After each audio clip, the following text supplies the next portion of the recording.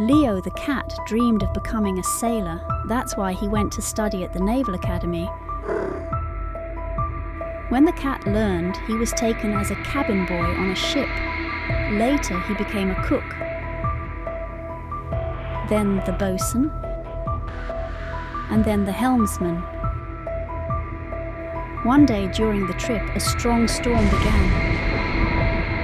The ship was tossed by the waves. It was decided to evacuate. Leo got hold of a small boat.